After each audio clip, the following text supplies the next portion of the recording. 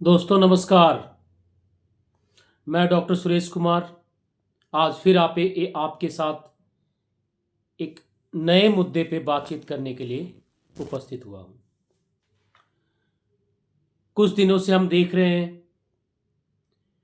कि America, Israel और Iran उनके बीच युद्ध चल रहा है।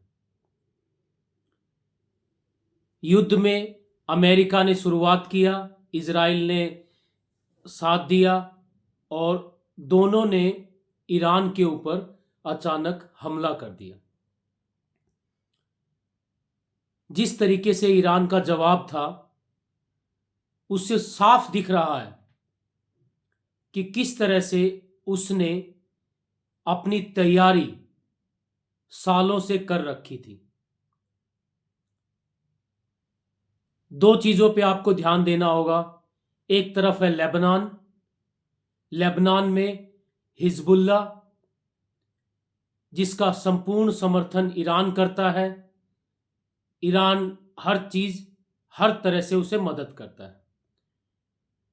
दूसरी तरफ है हूती, जो कि यमन में है, सऊदी अरेबिया के पास। जब इजराइल और अमेरिका ने ईरान को चारों तरफ से घेरने के लिए उस पे फाइटर जेट और वार किया, तो ईरान घबराया नहीं, अपना संतुलन नहीं खोया और उसने धीरे धीरे जवाब देना स्टार्ट किया। ईरान की जो स्ट्रेटजी है, 3 या 4 पॉइंट में हम समझ सकते हैं।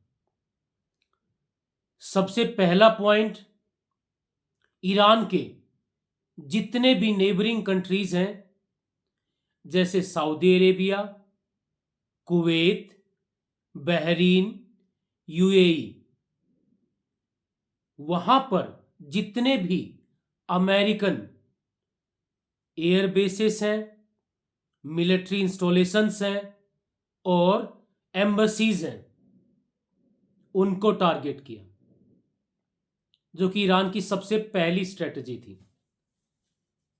दूसरा, सेम वक्त पर ईरान ने यह भी समझाया, यह भी बताया अपने पड़ोसी देशों को कि हम उनके नागरिकों पर ना तो वार कर रहे हैं, ना उन्हें कोई नुकसान पहुंचा रहे हैं। जब किसी ने हमारे देश पर हमला किया है, हम तो बातचीत के लिए तैयार थे, परंतु हमला किया है तो उसका जवाब किस तरह से दिया जाए। तो ये चीज देखते हुए किसी भी पड़ोसी देश, चाहे वो कतर हो, सऊदी अरेबिया हो, बहरीन हो, यूएई हो, उन्होंने जवाब में ईरान पर हमले नहीं किए। इस तरीके से इजराइल और अमेरिका को एक सेटबैक लगा। दूसरा पॉइंट,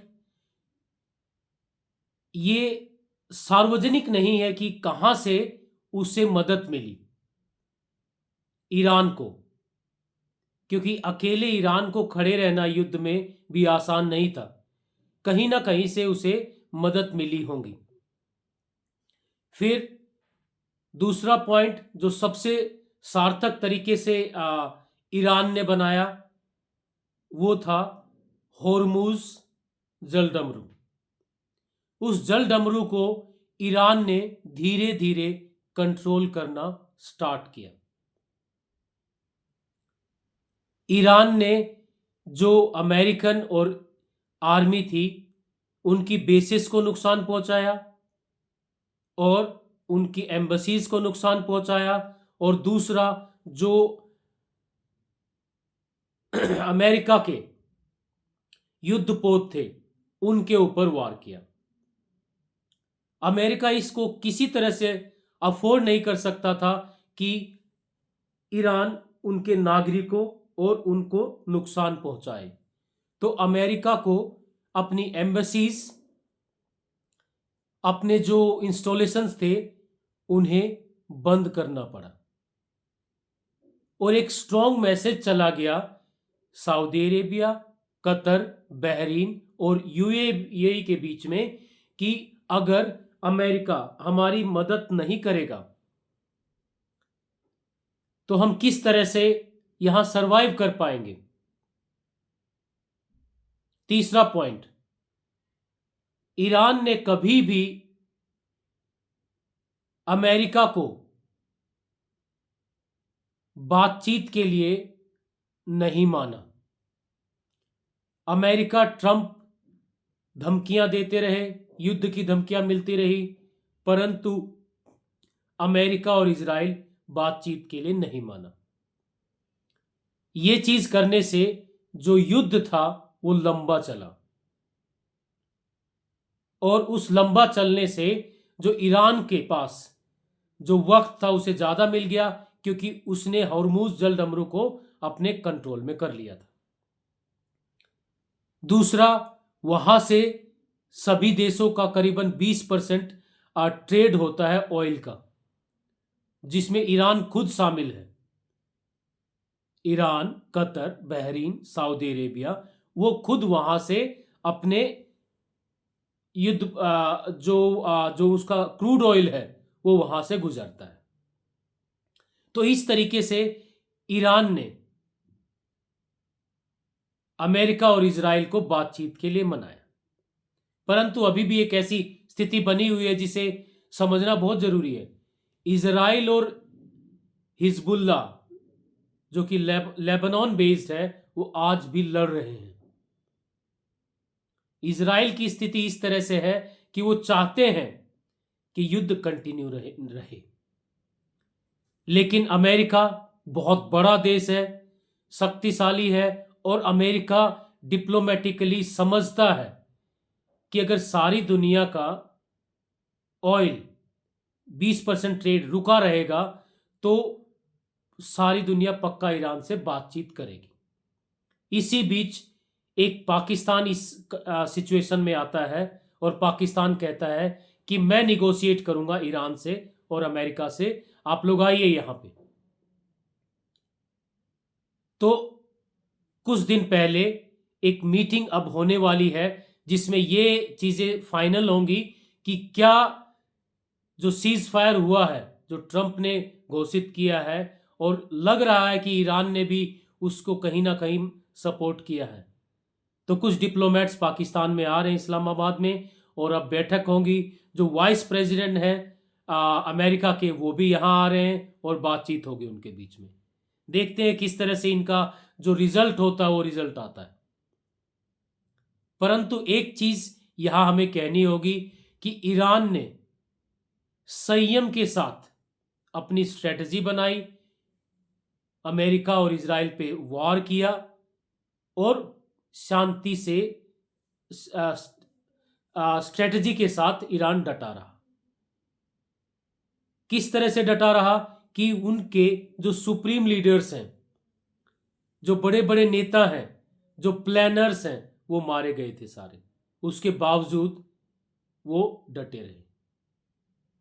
यहां अमेरिका के लिए भी मैं कुछ कहना चाहूंगा कि उन्होंने सीज फायर कर कर एक अच्छा कदम बढ़ाया, क्योंकि लड़ाइयां किसी भी मुद्दे का कोई भी हल नहीं होती हैं।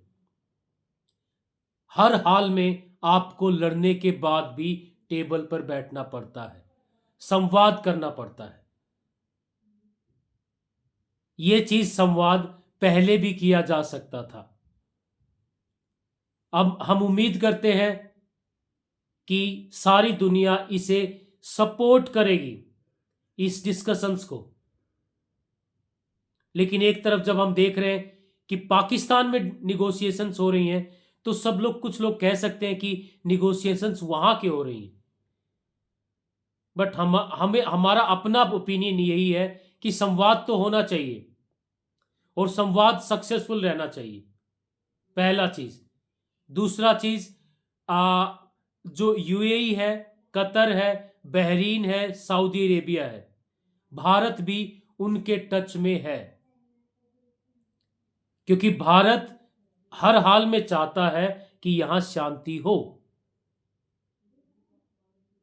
वहीं जहां ईरान और अमेरिका पाकिस्तान में मिल रहे हैं, Bharat Saudi Arabia, UAE, Qatar और बहरीन से मिल रहा है, ताकि अगर कोई बातचीत का मसौदा तैयार होता है तो उन बाकी देशों को भी मनाया जा सके।